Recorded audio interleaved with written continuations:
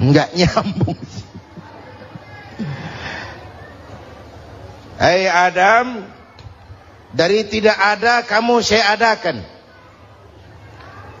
Saya perintahkan tinggal di surga. Merasa sepi sendirian, saya ciptakan Siti Hawa supaya kamu tenang. Kamu boleh nikmati semuanya. Ini boleh, itu boleh, ini boleh, itu boleh. Makan, makanlah yang kau mau. Minum, minumlah yang kau suka. Pakai, pakailah yang kau senang. Satu yang saya minta, jangan dekati pohon huldi. Itu kau tidak sanggup, keluar. Diusir dari surga. Sujud Nabi Adam. Kata riwayat 40 tahun sujud.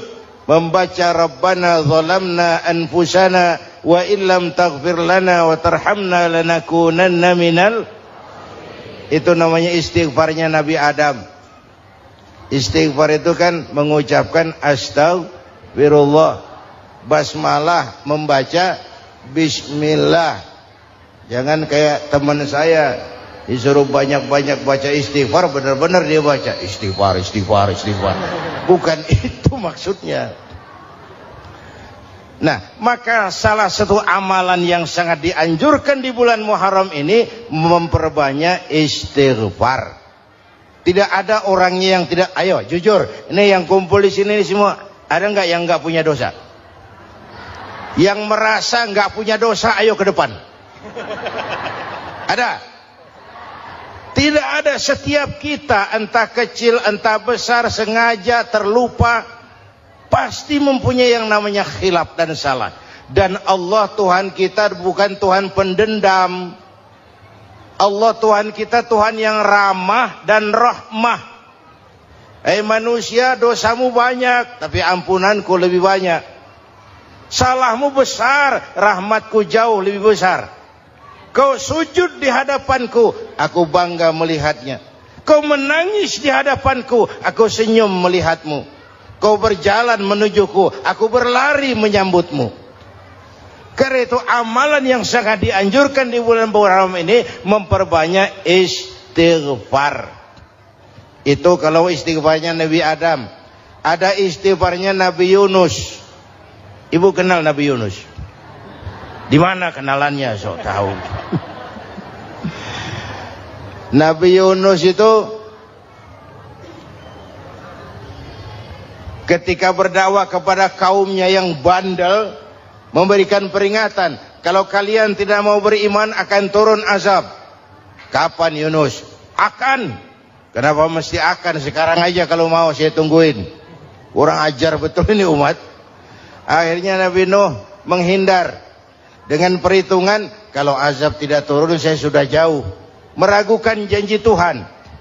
Lalu naik kapal, dinaiki oleh Yunus, kapal mogok. Dicari siapa biang keroknya ini. Diundi, ternyata Yunus. Sampai 3 kali diundi. Dibuanglah Yunus ke dasar laut. Ditelan oleh ikan nun atas perintah Allah. Telan itu Yunus. Jangan pakai dikunyah, rusak urusan. Telan saja, simpan di perutmu.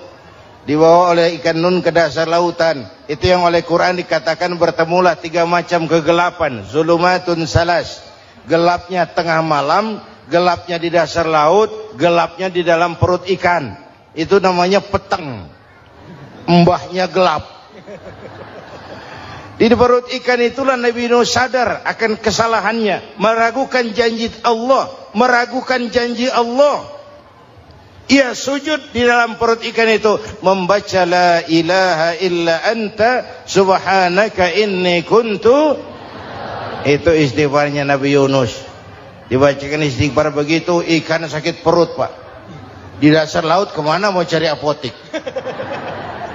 Dia naik ke permukaan, memuntahkan isi perutnya. Nabi Yunus keluar dengan selamat. Itu pun terjadi pada hari ke-10 bulan Muharram. Istighfar intinya itu. Itu amalan utama bulan Muharram, memperbanyak istighfar. Allah selamatkan Nabi Nuh dari bahtera banjir yang luar biasa 10 Muharram.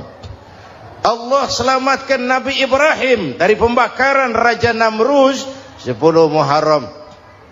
Setelah Nabi Ibrahim itu menghancurkan berhala-berhala.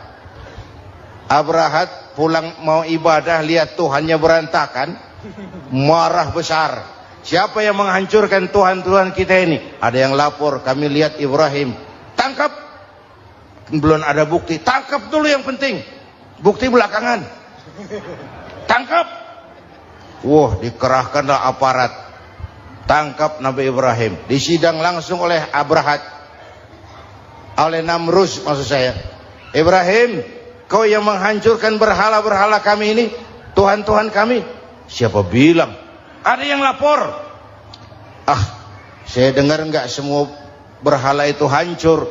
Ada yang paling besar. Angkat tangan, saya lihat ada kampak di tangannya. Barangkali yang besar itu iseng tuh. Yang kecil-kecil dikampakin. Tanya aja sama dia. Kamu gila? Kenapa? Masa kami disuruh nanya berhala? Gak bisa jawab. Gak bisa jawab. Lah kenapa disembah? Lebih gila mana sih? Tahu gak bisa jawab kenapa disembah? Kurang ajar kamu Ibrahim. Bakar. Dibakar. Ketika Ibrahim dilempar ke kobaran api yang menggunung, Allah perintah api, ya naru kuni bardan wa salaman ala Ibrahim. Hai api, dinginlah sampean. Api Madura waktu itu, Pak. Hai api, dinginlah sampean, selamatkan Ibrahim. Api tunduk kepada perintah Allah. Ibrahim masuk ke kobaran api, selembar rambut pun tidak terbakar. Kenapa? Apinya tunduk kepada perintah Allah. Kenapa? Karena Ibrahim orang yang takut kepada Allah. Api tunduk kepada perintah Allah. Kalau kita baca ayat itu, masuk ke api, mateng. Sudah hadirin yang saya muliakan, oleh karena itu selamatnya Ibrahim dari pembakaran Raja Namrud itu pun pada 10 Muharram, Yaumul Asyura, hari ke-10 dari bulan Muharram. Imedia. Bapak Ibu hadirin hadirat yang saya cintai, sebagian kecil tentang Nabi Adam, Nabi Ibrahim dan Nabi Yunus, tapi saya belum menceritakan tentang Nabi Nuh tadi. Mengulang kaji. Nabi Nuh salah seorang rasul yang masuk ulul azmi 5 besar. Karena memang perjuangannya menggambarkan satu usaha yang ulet dan luar biasa. Beliau diberi umur 950 tahun. Lalu berdakwah selama 900 tahun. Sore, pagi, siang, malam. Dapat pengikut tidak lebih 80 orang. Rata-rata 10 tahun satu. Kalau saya minta berhenti aja jadi nabi, Pak. Ustadz mana masih mau buka pesantren? 10 tahun buka pesantren, yang nyantri cuma 1. Pedagang mana yang masih mau dagang? 10 tahun dagang, yang beli 1.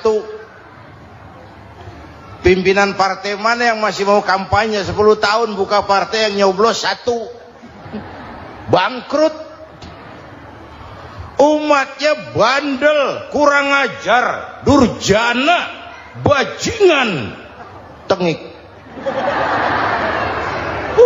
Umatnya Nabi Nuh ini kalau diceramahi telinganya ditutup dengan tangannya. Nabi Nuh akhirnya rekes. Tuhan, siang malam saya berdakwah kepada umat ini. Tiap kali saya sampaikan dakwahmu, mereka tutup telinganya dengan tangannya. Alergi dengar ceramah. Apa itu ceramah? Non profit. Saudara-saudara, jadi mau kamu gimana, Nuh? Sudah Tuhan, habiskan saja orang kafir. Nanti kalau punya anak, anaknya pun kafir lagi. Lebih baik bapak moyangnya sikat habis. Biasanya kalau bapak kalong, anak kampret. Bapak nyolong, anak nyopet. Fotokopi gimana aslinya? Habiskan saja. Itu mau kamu, Nuh? Iya. Oke, nanti aku turunkan banjir, Nuh. Buat kapal. Dengan apa saya harus buat kapal, Nuh? Ya dengan kayu, kata Tuhan. Kayunya dari mana Tuhan?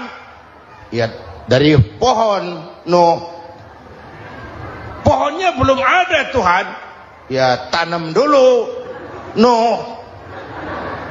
Bikin kapal kayunya nanam pohon. Apa artinya? Perjuangan perlu kesabaran. Sukses itu ada prosesnya. Nggak bisa simsalabim abracadabra lalu kita mau sukses. Semua ada prosesnya. Walaupun kenyataannya begitu. Sukses banyak bapaknya, gagal itu yatim. Kalau kita sukses banyak yang ngakuin. Yang baru ketemu pakai manggil encing. Ketemu baru. Tapi sukses banyak bapaknya. Gagal yatim, nggak ada yang mau ngakuin kalau kita gagal itu.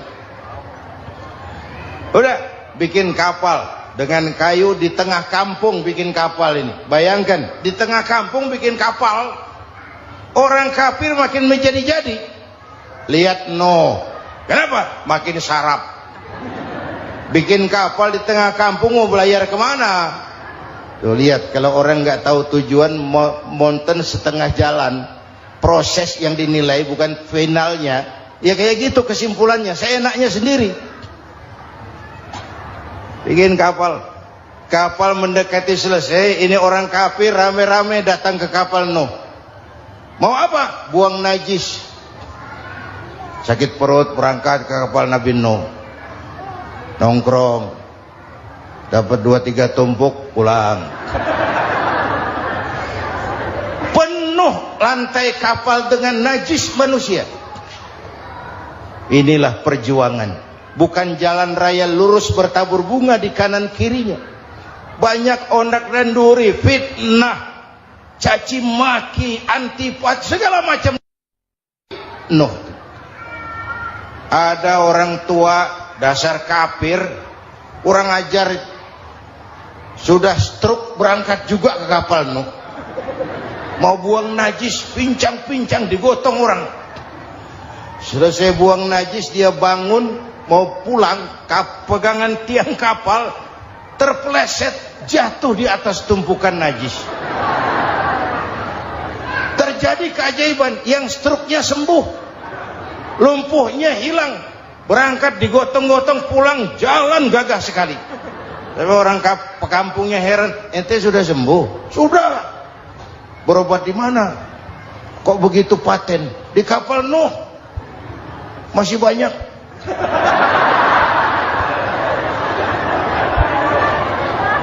Yang berasa perlu obat bawa rantang.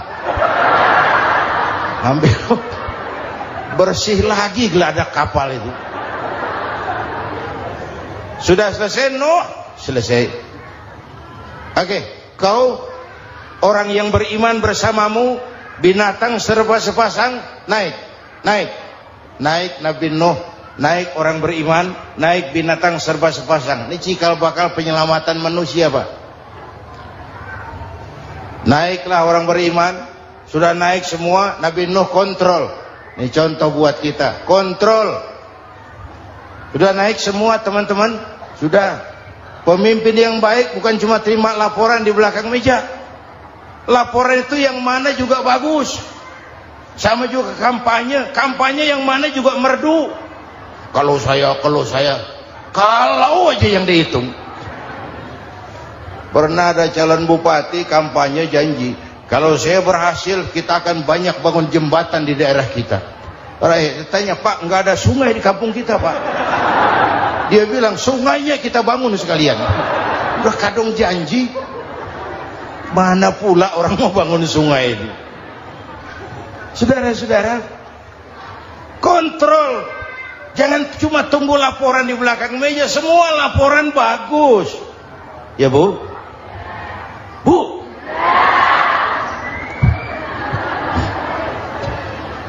Nabi Nuh kontrol. Sudah naik semua? Sudah Nuh. Pulan bin Pulan naik Nuh. Paimin bin Tukijo naik, kami lihat naik. Ada orang Jawa juga Kiai? Ada. Sudah kontrol, Kanan anak saya ikut nggak naik kapal? Kami tidak lihat itu Nuh. Kanan. Ini potret. bapaknya aktif ke masjid, ibunya rajin ke majelis taklim, anaknya keleleran kemana-mana. Bukan di sini, di Prancis. Udah di sini insya Allah sama.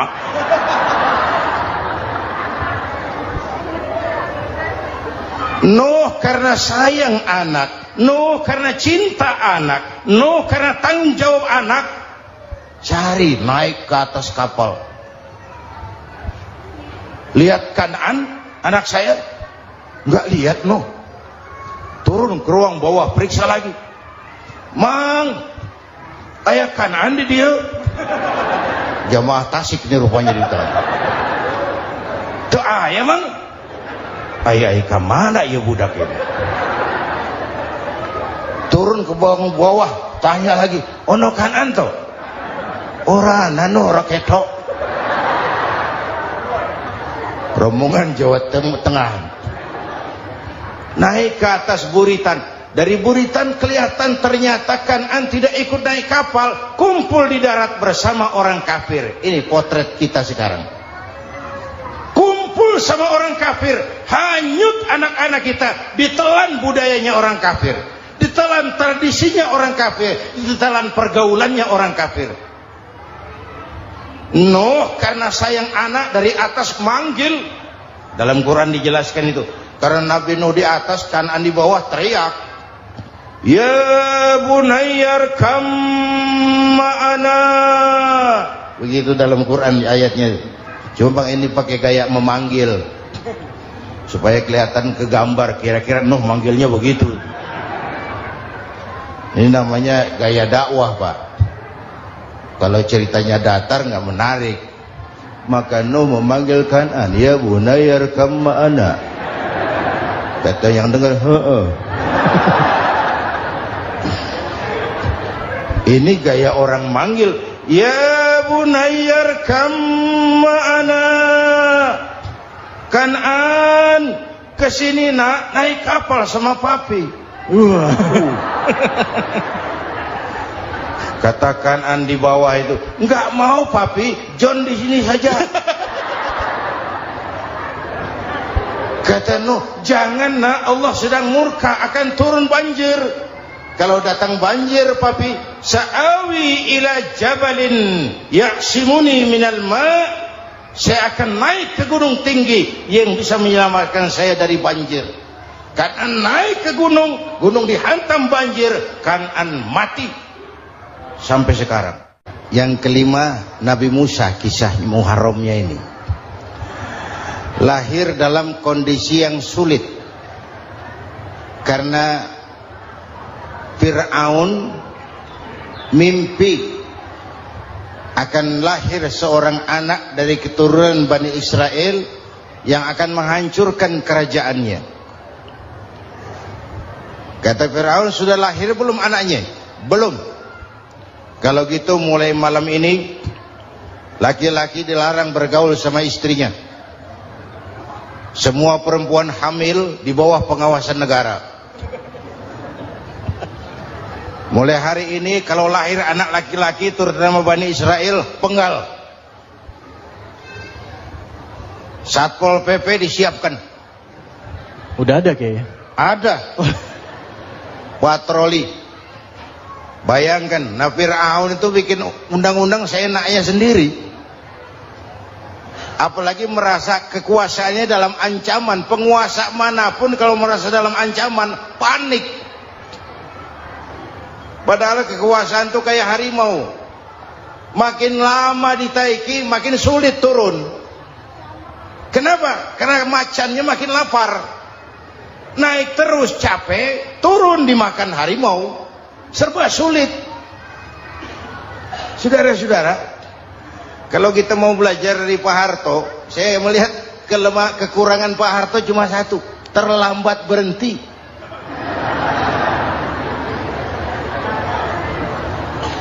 Terlambat berhenti.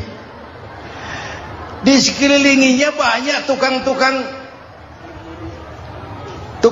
jilat, tukang semir. Pak, kalau tidak ada bapak kami bagaimana, Pak? Saudara hadirin yang saya hormati, maka sering saya ingatkan, temanmu yang sejati adalah teman yang membuat kamu jadi benar, bukan teman yang selalu membenarkan kamu. Berapa banyak pejabat-pejabat hancur karena selalu dibenarkan oleh lingkungannya. Bapak benar Pak, Bapak bijaksana Pak, itu tepat Pak, benar. Buang angin pun kata kelilingnya, wah Bapak sehat. Temanmu yang sejati, teman yang bikin kamu jadi benar, bukan teman yang selalu membenarkan kamu. Bapak Ibu hadirin yang saya hormati, tapi kehendak Allah terjadi. Lahirlah Musa, bayinya dihanyutkan di sungai Nil. Bayi sudah menderita, dihanyutkan di sungai Nil, dan akhirnya besar di lingkungan istana Fir'aun. Diriwayat oleh Ratu Aisyah, perempuan Fir'aun, setelah mulai berjuang, terjadilah itu. Musa dan pengikutnya dikejar oleh Fir'aun. Sampai di tepi laut, Allah wahyukan Musa, lempar tongkatmu ke laut. Dalam kondisi darurat, mukjizat tiada jalan. Kondisi darurat. Kalau tidak, mukjizat itu maunya Allah, bukan maunya Nabi. Nabi nggak kuasa, Allah yang mau. Tapi hidup Nabi bukan mukjizat, manusiawi. Tidak mentang-mentang ada mukjizat tongkat, tiap sulit main tongkat. Nggak usah berjuang kalau begitu. Itu darurat menyelamatkan umat. Tongkat dilempar ke laut, laut terbelah. Laut terbelah. Itu secara visualnya bisa kita lihat dalam film The Ten Commandments. Udah nonton belum? Urusan nonton kalah sama Ustadz bagaimana sih? Ten Commandments, 10 firman Tuhan. Tekniknya bagus loh. Bagaimana laut terbelah. Musa lewat, Fir'aun mengejar. Musa sampai di ujung sana, Fir'aun masih di sama tengah perjalanan. Laut nutup kembali. Laut menutup kembali, Fir'aun tenggelam. Cengap-cengap di lautan.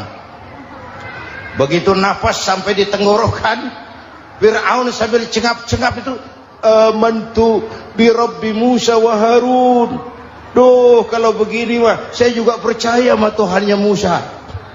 Malaikat maut jengkel, goblok loh, terlambat sekarang, ditenggelamin terus, modar. Musa selamat, Fir'aun mati, jenazahnya, jasadnya terdampar di pinggir laut. Beberapa waktu kemudian ditemukan orang, dimumi, dibalsem, diawetkan. Itu sesuai janji Quran, wa kadzalika nunajjika bi badanika litakuna liman khalfaka ayah. Kami selamatkan badan kamu agar jadi pelajaran bagi orang-orang sesudah kamu nanti. Janji Quran tepat. Janji itu 14 abad yang lalu. Jasad Fir'aun ditemukan, dimumi, diawetkan, dibalsem di bawah nama Farao Ramses II. Sekarang tersimpan di Museum Negara di Mesir. Kapan-kapan nanti ibu main ke Mesir, mampir. Naik ojek paling berapa itu?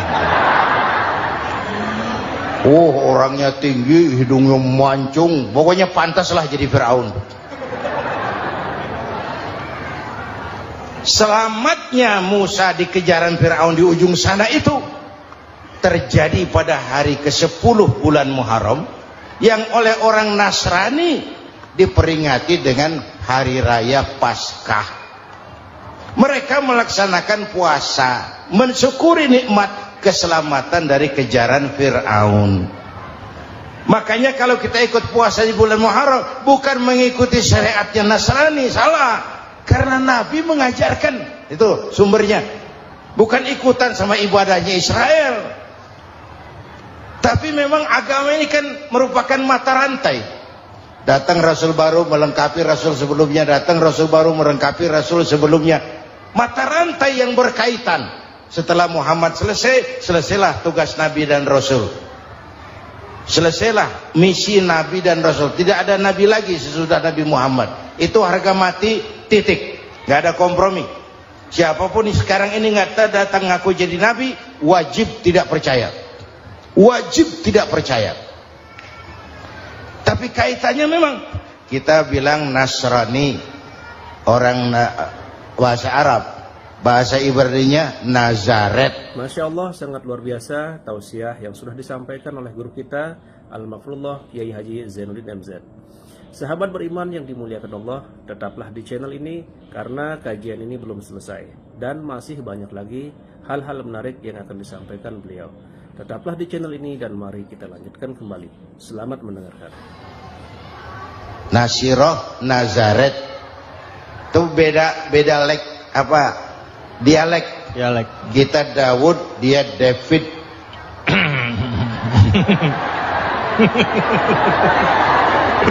Ibrani.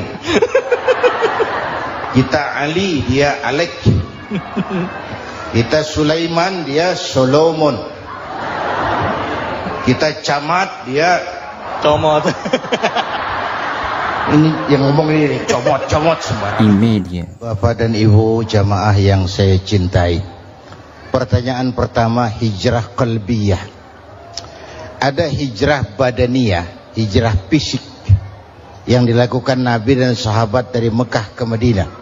Itu hijrah badaniyah. Ada hijrah qalbiyah, hijrah hati. Dan ini yang kita perlukan sekarang. Karena refleksinya akan membias kepada alur kehidupan. Kalau hati kita mau berhijrah, fisik akan ngikuti. Hijrah dari tempat, dari malas ibadah menjadi rajin ibadah. Hijrah dari maksiat kepada yang ma'ruf, dari berpecah belah menjadi bersatu. Hijrah seperti itu yang sangat kita perlukan. Apalagi masyarakat ini paternalistik. Kita harus hijrah mental sekarang ini. Maka yang disampaikan tadi benar. Seorang ketua MK siap mengundurkan diri kalau terbukti anak buahnya terlibat suap. Itu walaupun siap, tapi sudah angin segar buat rakyat. Bahwa masih ada banyak insya Allah pejabat kita yang punya harga diri. Walaupun ada juga pejabat kita yang muka tembok, kulit badak, kuping kebo. Muka tembok, kulit badak, kuping kebo. Biasanya kalau kereta api tabrakan di negara-negara maju, Menteri Perhubungannya mundur. Di kita petugas palang pintu dipecat. Jauh sekali menteri sama petugas palang pintu. Yang benar-benar diadili yang krocok-krocok, kopral-kopral itu. Padahal hadisnya jelas, ar-rashi wal murtashi finnar. Yang nyuap dan yang nerima suap, dua-duanya neraka. Kasus potret belakangan ini, yang nerima suap, yang diuber, yang nyuap aman, yang nyuap aman, yang korupsi pajak dikecil-kecilin, yang ngemplang pajak aman. Padahal ngemplang pajaknya triliunan, padahal dia sudah dikasih fasilitas oleh negara mengelola sumber daya alam negara yang artinya milik rakyat. Dia harus bayar pajak, uang pajaknya dikumpulkan bagi sebesar-besar kemakmuran rakyat. Itu tindakan merugikan rakyat. Karena itu betul, saya setuju, hijrah qalbi yang perlu kita lakukan sekarang. Hijrah hati. Kita ini bangsa Indonesia, seperti timnas. Timnas sekarang anak-anak muda sudah berani pakai baju PSSI. Iya. Kenapa? Menang. Coba kalau kalah terus, nanti menang. Tapi bangsa Indonesia itu memang seperti timnas, namanya kesebelasan, 11 orang. Walaupun ada pemain bintang, ya ada presiden, gubernur, menteri, itu bintang-bintang. Tapi bintang baru ada artinya kalau dibantu 10 pemain yang lain. Cristiano Ronaldo. Siapa itu? Penyerang tengah Real Madrid. Bintang. Lionel Messi. Siapa lagi itu? Barcelona. Bercelana.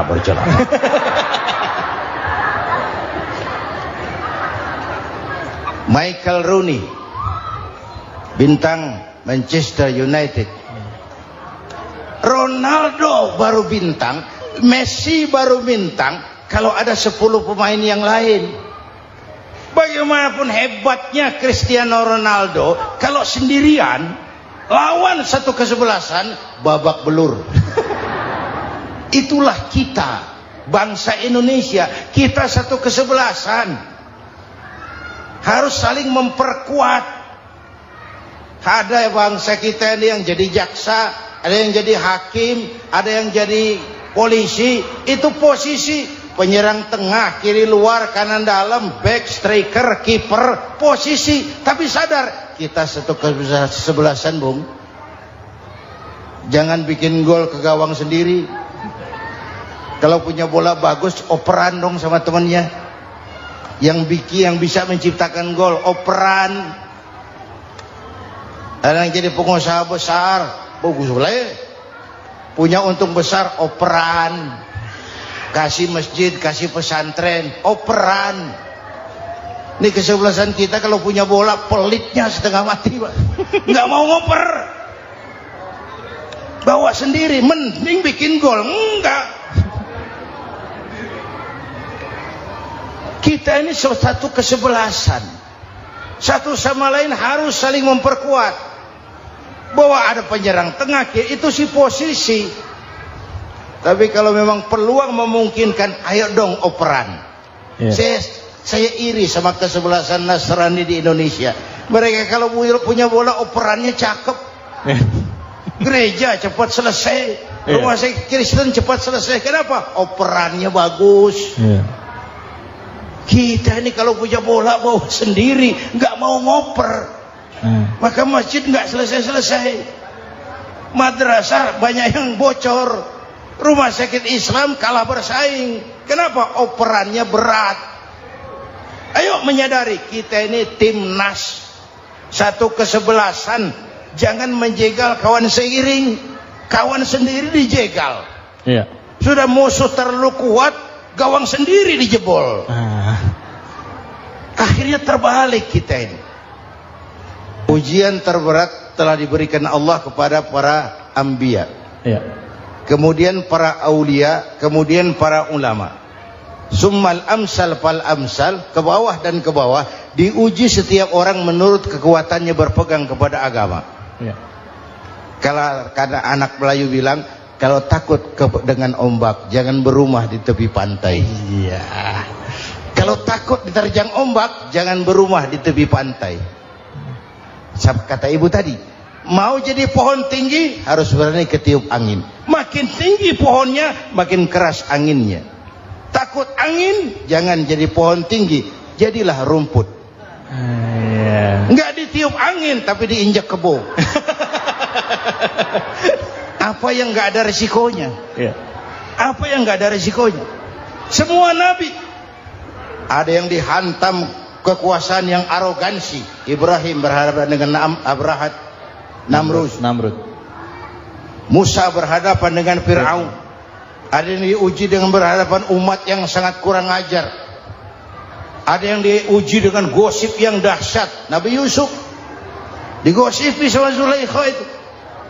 Nabi Yusuf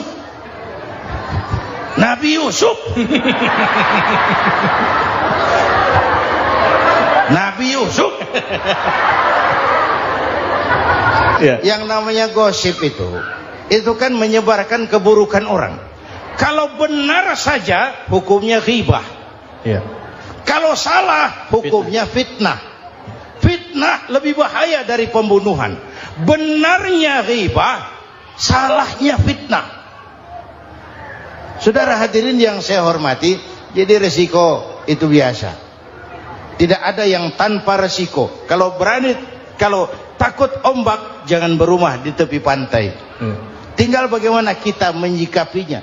Kalau kita dewasa, ini bagian ibadah saya kurang, mungkin karena diomongin orang, tambah pahala saya. Mungkin karena diomongin orang, tambah pahala saya. Maka saya ngadepi gosip sepatah pun saya nggak ngomong. Saya cicing, wae cicing. Saya percaya masyarakat tuh punya filter. Amin. Saya percaya Tuhan tuh nggak tidur. Kemudian melahirkan kita ke alam dunia ini, secara biologis bahan kita sama. Alhamdulillahirrabbilalamin. Demikianlah kajian penuh ilmu, hikmah dan manfaat yang sudah kita dengarkan bersama dari guru kita Al-Mafrullah Kiai Haji Zainuddin MZ. Sahabat beriman yang dimuliakan Allah, mari kita doakan guru kita, semoga beliau diampuni segala dosa-dosanya dan dilapangkan kuburnya. Dan buat sahabat semua yang sudah menyimak tausiah ini sampai selesai, saya ucapkan terima kasih banyak. Doa dan harapan saya semoga sahabat semua selalu diberikan kesehatan, dimudahkan segala urusannya dan dilancarkan rezekinya. Amin ya rabbal alamin. Demikian yang dapat saya bagikan, kurang lebihnya mohon maaf. Sampai bertemu lagi di kajian berikutnya. Wabillahi taufiq wal hidayah, waridha wal inayah. Wassalamualaikum warahmatullahi wabarakatuh. Setelah kita mendengarkan bersama tausiah yang sangat luar biasa dari guru kita Al-Mafrullah Kiai Haji Zainuddin MZ, sekarang mari kita lanjutkan aktivitas kita masing-masing.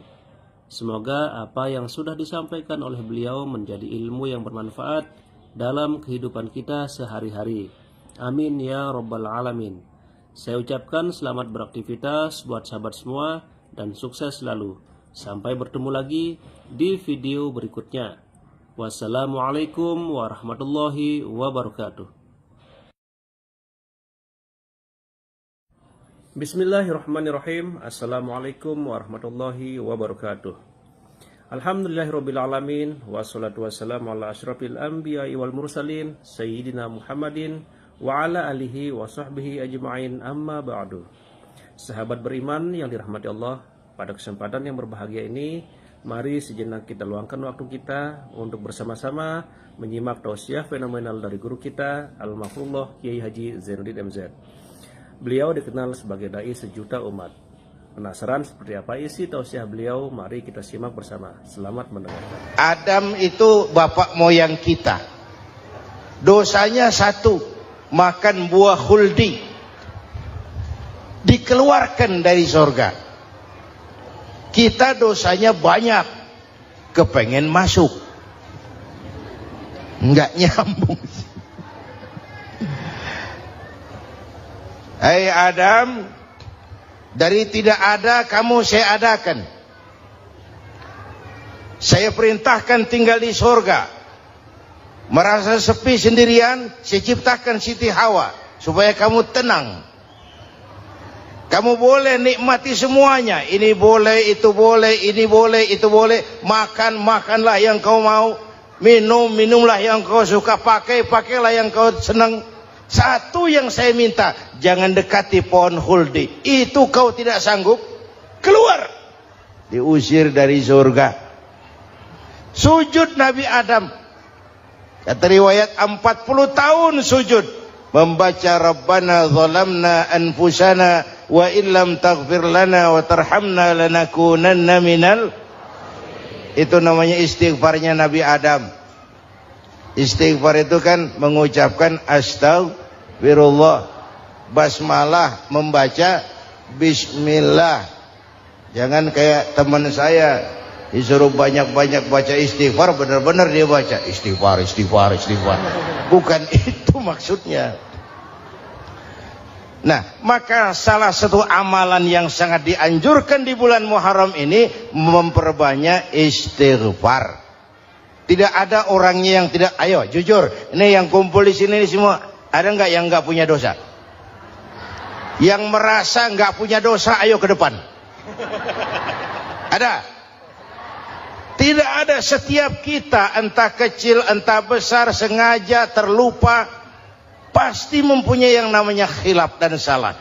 Dan Allah Tuhan kita bukan Tuhan pendendam. Allah Tuhan kita Tuhan yang ramah dan rahmah. manusia, dosamu banyak, tapi ampunanku lebih banyak. Salahmu besar, rahmatku jauh lebih besar. Kau sujud di hadapanku, aku bangga melihatnya. Kau menangis di hadapanku, aku senyum melihatmu. Kau berjalan menujuku, aku berlari menyambutmu. Karena itu amalan yang sangat dianjurkan di bulan-bulan Ramadan ini memperbanyak istighfar. Itu kalau istighfarnya Nabi Adam. Ada istighfarnya Nabi Yunus. Ibu kenal Nabi Yunus? Di mana kenalannya? Sok tahu.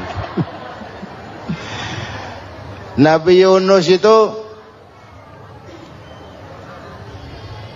ketika berdakwah kepada kaumnya yang bandel, memberikan peringatan, kalau kalian tidak mau beriman akan turun azab. Kapan Yunus? Akan. Kenapa mesti akan? Sekarang aja kalau mau, saya tungguin. Kurang ajar betul ini umat. Akhirnya Nabi Nuh menghindar dengan perhitungan, kalau azab tidak turun saya sudah jauh. Meragukan janji Tuhan. Lalu naik kapal, dinaiki oleh Yunus, kapal mogok. Dicari siapa biang keroknya ini.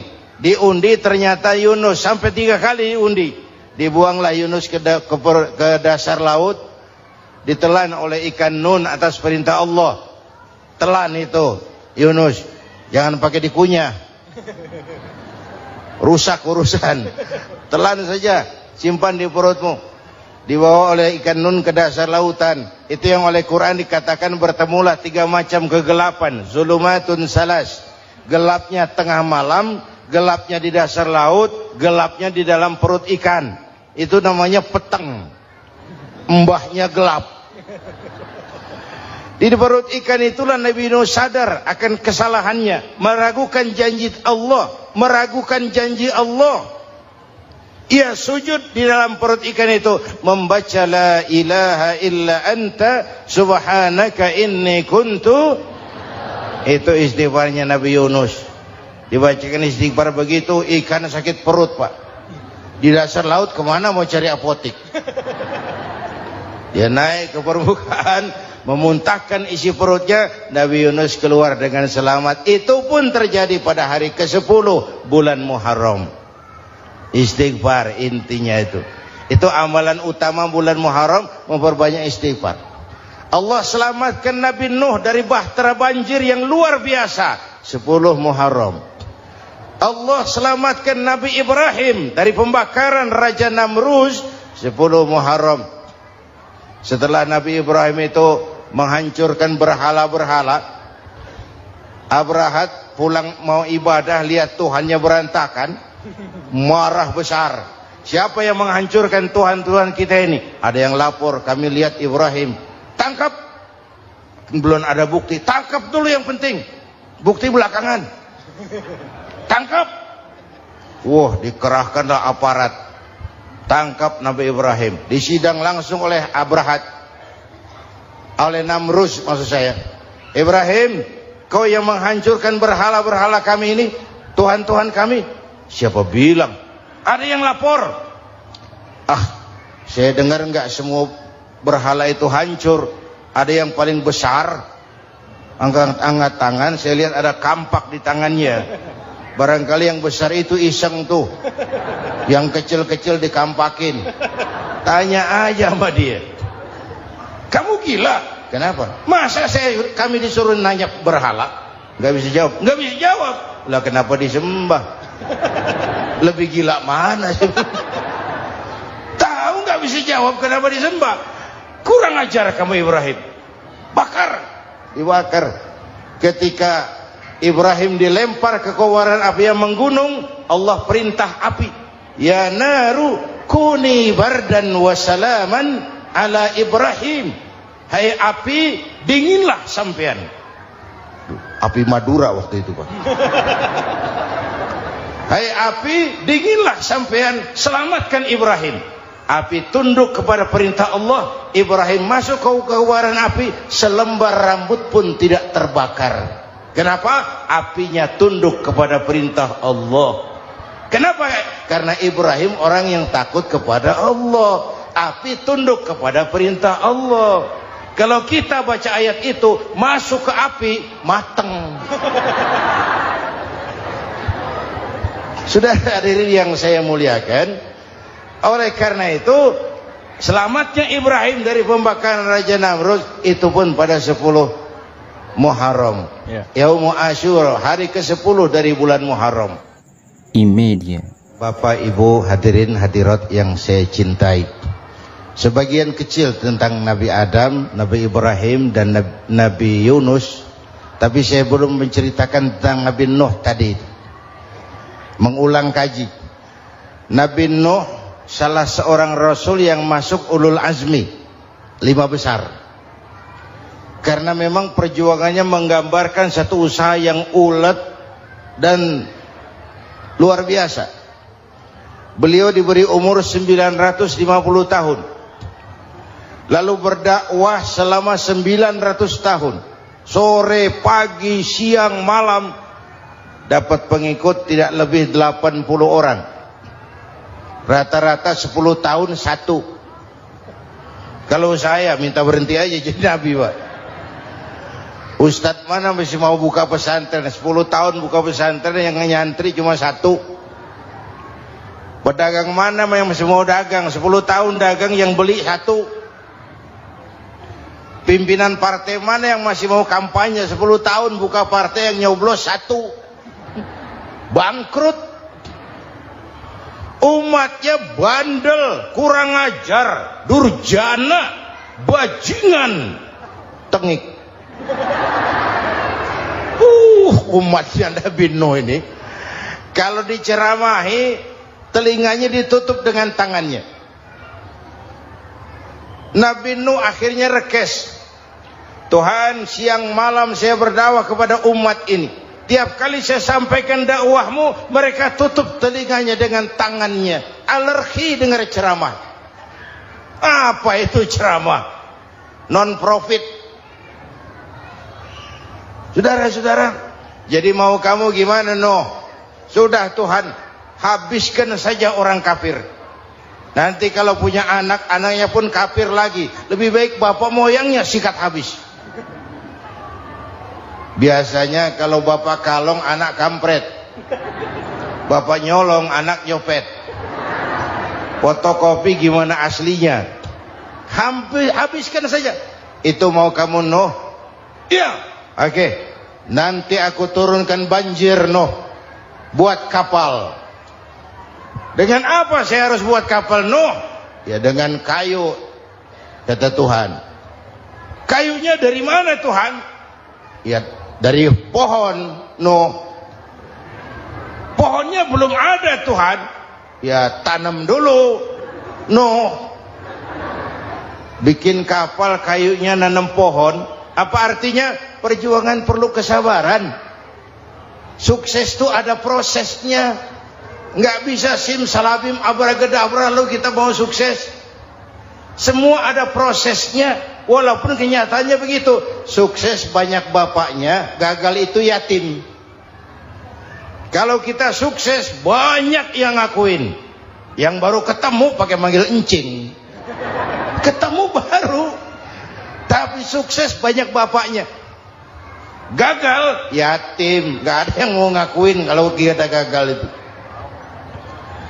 Udah bikin kapal dengan kayu di tengah kampung, bikin kapal ini. Bayangkan di tengah kampung bikin kapal, orang kafir makin menjadi-jadi. Lihat Nuh, kenapa? Makin sarap. Bikin kapal di tengah kampung, mau belayar kemana? Tuh lihat, kalau orang nggak tahu tujuan, mountain setengah jalan. Proses yang dinilai bukan finalnya. Ya kayak gitu kesimpulannya. Saya enaknya sendiri. Bikin kapal. Kapal mendekati selesai. Ini orang kafir rame-rame datang ke kapal Nuh. Mau apa? Buang najis.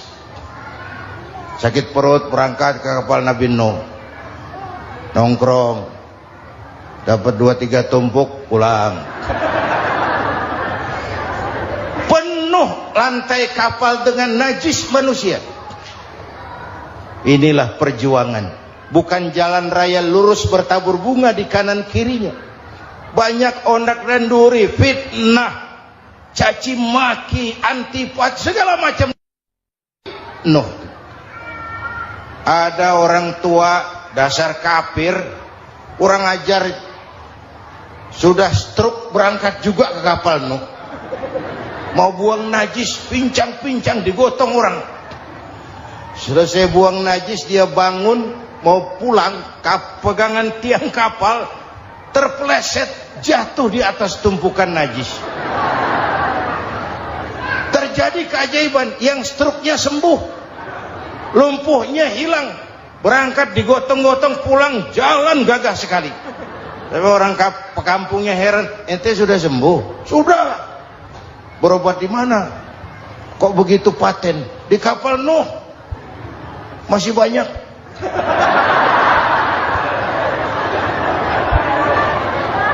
Yang berasa perlu obat bawa rantang, ambil bersih lagi geladak kapal itu. Sudah selesai Nuh? Selesai. Oke, kau orang yang beriman bersamamu, binatang serba sepasang, naik Nabi Nuh, naik orang beriman, naik binatang serba sepasang. Ini cikal bakal penyelamatan manusia, Pak. Naiklah orang beriman, sudah naik semua, Nabi Nuh kontrol.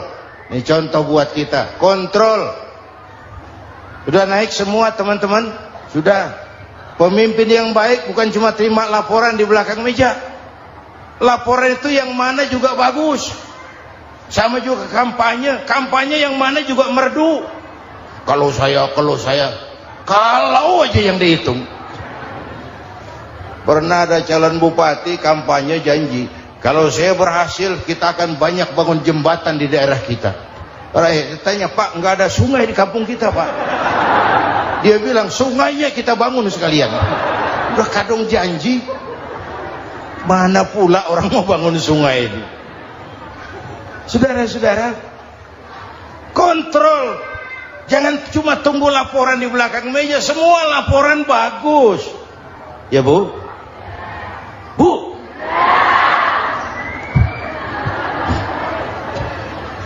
Nabi Nuh kontrol. Sudah naik semua? Sudah Nuh. Pulan bin Pulan naik. Naik Nuh. Paimin bin Tukijo. Naik. Kami lihat naik. Ada orang Jawa juga, Kiai? Ada. Sudah kontrol.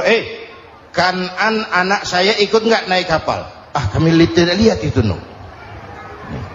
Kanan. Ini potret. Bapaknya aktif ke masjid, ibunya rajin ke majelis taklim, anaknya keleleran kemana-mana. Bukan di sini, di Prancis. Udah di sini insya Allah sama.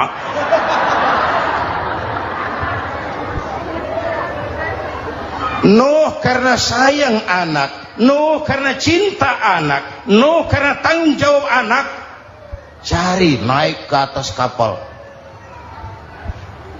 Lihat Kanaan, anak saya, nggak lihat Nuh. Turun ke ruang bawah, periksa lagi. Mang, ayah Kanaan di dia. Jamaah Tasik ini rupanya di dalam.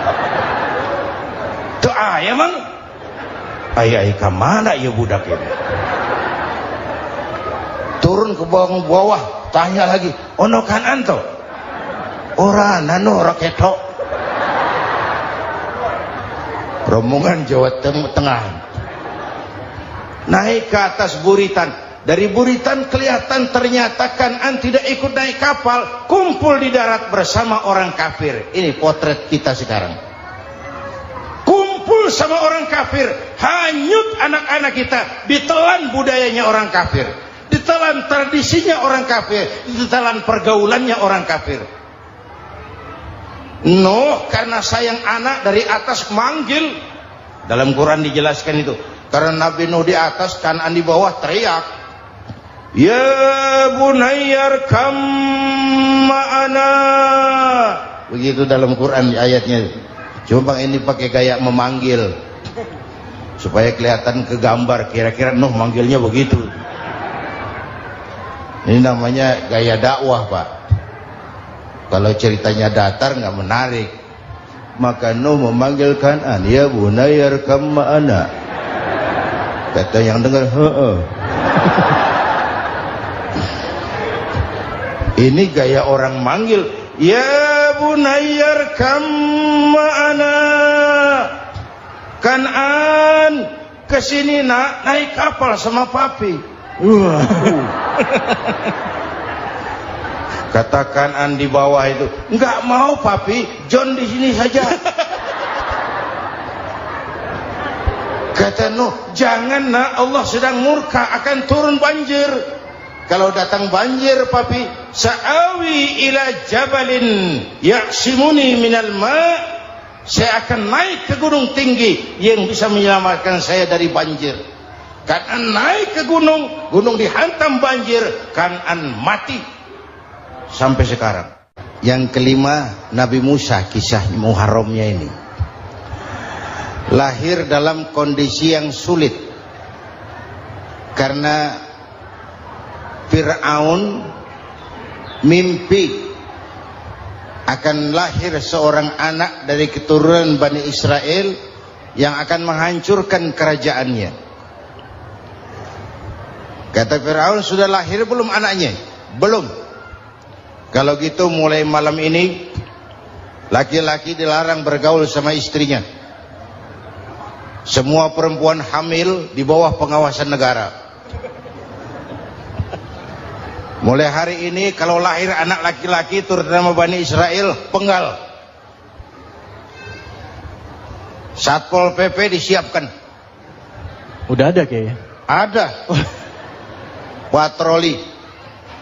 Bayangkan, nah Fir'aun itu bikin undang-undang seenaknya sendiri. Apalagi merasa kekuasaannya dalam ancaman. Penguasa manapun kalau merasa dalam ancaman, panik. Padahal kekuasaan itu kayak harimau.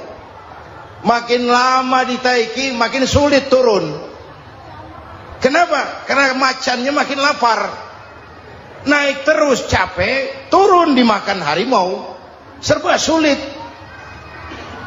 Saudara-saudara, kalau kita mau belajar dari Pak Harto, saya melihat kekurangan Pak Harto cuma satu, terlambat berhenti.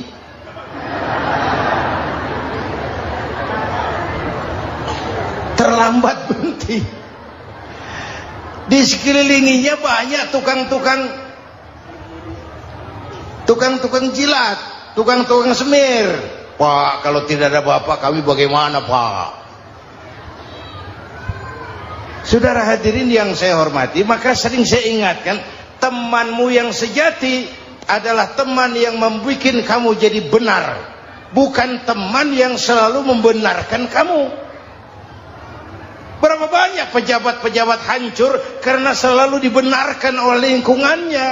Bapak benar, Pak. Bapak bijaksana, Pak. Itu tepat, Pak. Benar. Buang angin pun kata kelilingnya, oh bapak sehat. Temanmu yang sejati, teman yang bikin kamu jadi benar, bukan teman yang selalu membenarkan kamu.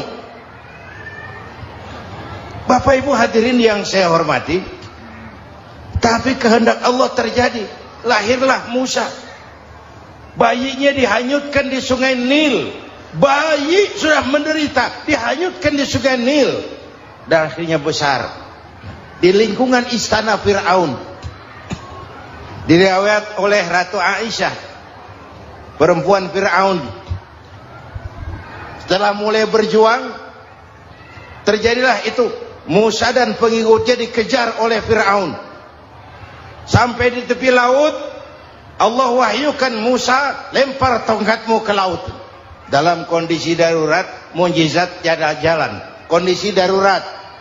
Kalau tidak, mukjizat itu maunya Allah, bukan maunya Nabi. Nabi nggak kuasa. Allah yang mau.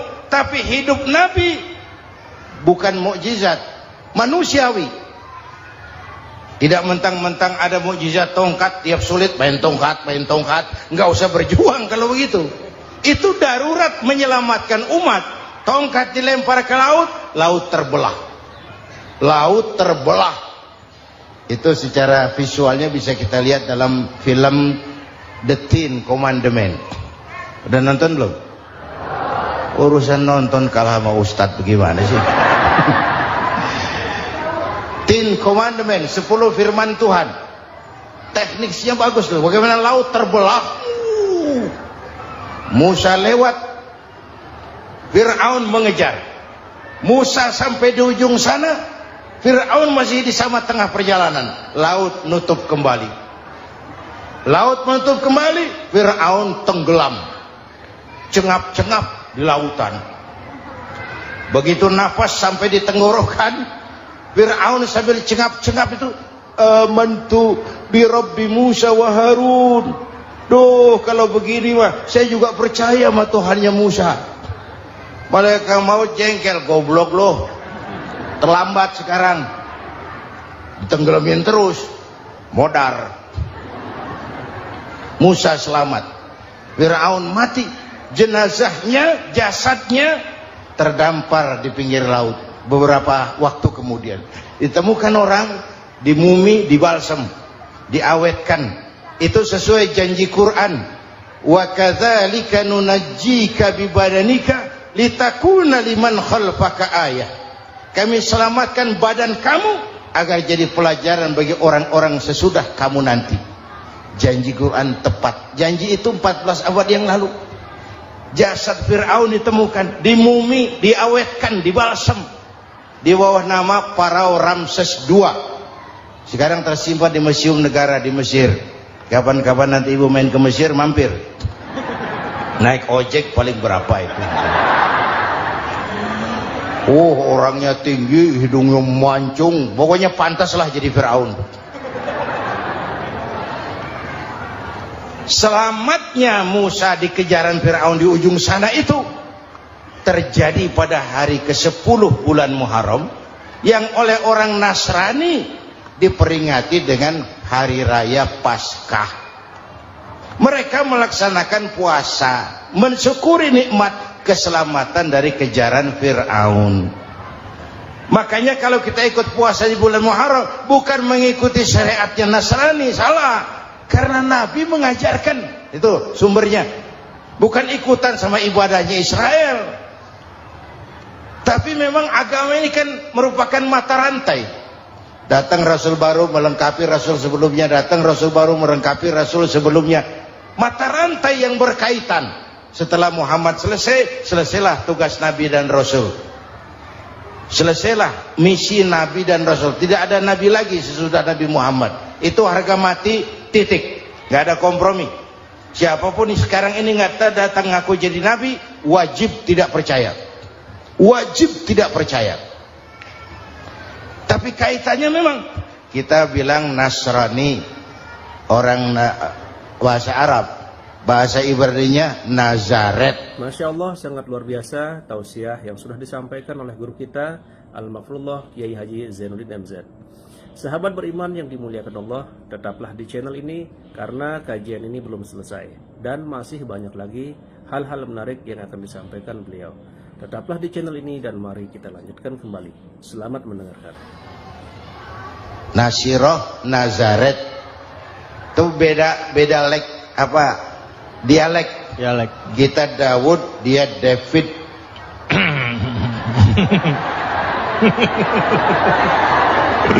Ibrani. Kita Ali, dia Alek. Kita Sulaiman, dia Solomon. Kita Camat, dia Comot. Ini yang ngomong ini comot sembarang. Bapak dan Ibu jamaah yang saya cintai, pertanyaan pertama, hijrah qalbiyah. Ada hijrah badaniyah, hijrah fisik yang dilakukan Nabi dan sahabat dari Mekah ke Madinah. Itu hijrah badaniyah. Ada hijrah qalbiyah, hijrah hati. Dan ini yang kita perlukan sekarang. Karena refleksinya akan membias kepada alur kehidupan. Kalau hati kita mau berhijrah, fisik akan ngikuti. Hijrah dari tempat, dari malas ibadah menjadi rajin ibadah. Hijrah dari maksiat kepada yang ma'ruf. Dari berpecah belah menjadi bersatu. Hijrah seperti itu yang sangat kita perlukan. Apalagi masyarakat ini paternalistik. Kita harus hijrah mental sekarang ini. Maka yang disampaikan tadi benar. Seorang ketua MK siap mengundurkan diri kalau terbukti anak buahnya terlibat suap. Itu walaupun siap, tapi sudah angin segar buat rakyat. Bahwa masih ada banyak insya Allah pejabat kita yang punya harga diri. Walaupun ada juga pejabat kita yang muka tembok, kulit badak, kuping kebo. Muka tembok, kulit badak, kuping kebo. Biasanya kalau kereta api tabrakan di negara-negara maju, Menteri Perhubungannya mundur. Di kita petugas palang pintu dipecat. Jauh sekali menteri sama petugas palang pintu. Yang benar-benar diadili yang krocok-krocok, kopral-kopral gitu. Padahal hadisnya jelas, ar-rashi wal murtashi finnar. Yang nyuap dan yang nerima suap dua-duanya neraka. Kasus potret belakangan ini, yang nerima suap, yang diuber, yang nyuap aman, yang nyuap aman, yang korupsi pajak dikecil-kecilin, yang ngemplang pajak aman. Padahal ngemplang pajaknya triliunan, padahal dia sudah dikasih fasilitas oleh negara mengelola sumber daya alam negara yang artinya milik rakyat. Dia harus bayar pajak, uang pajaknya dikumpulkan bagi sebesar-besar kemakmuran rakyat. Itu tindakan merugikan rakyat. Karena itu betul, saya setuju, hijrah qalbi yang perlu kita lakukan sekarang. Hijrah hati. Kita ini bangsa Indonesia, nah, seperti timnas. Timnas sekarang anak-anak muda sudah berani pakai baju PSSI. Iya. Kenapa? Menang. Coba kalau kalah terus, nanti menang. Tapi bangsa Indonesia itu memang seperti timnas, namanya kesebelasan. 11 orang. Walaupun ada pemain bintang, ya ada presiden, gubernur, menteri, itu bintang-bintang. Tapi bintang baru ada artinya kalau dibantu 10 pemain yang lain. Cristiano Ronaldo, siapa itu? Penyerang tengah Real Madrid, bintang. Lionel Messi, siapa lagi itu? Barcelona, bercelana.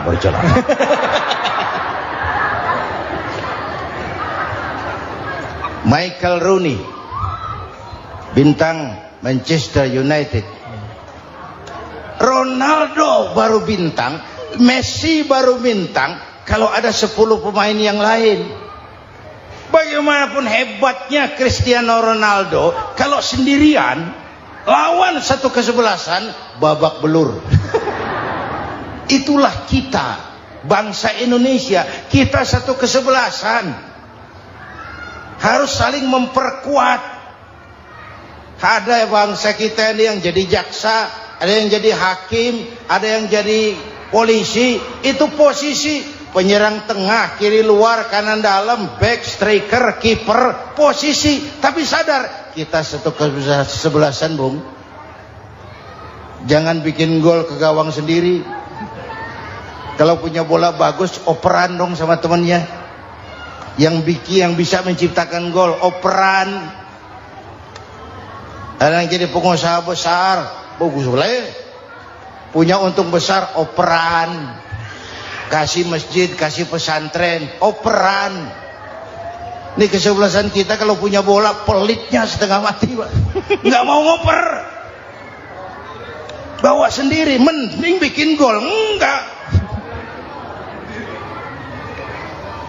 Kita ini satu kesebelasan. Satu sama lain harus saling memperkuat. Bahwa ada penyerang tengah kiri, itu si posisi. Tapi kalau memang peluang memungkinkan, ayo dong operan. Saya iri sama kesebelasan Nasrani di Indonesia. Mereka kalau punya bola operannya cakep. Gereja cepat selesai, rumah sakit Kristen cepat selesai. Kenapa? Operannya bagus. Kita ini kalau punya bola bawa sendiri, nggak mau ngoper.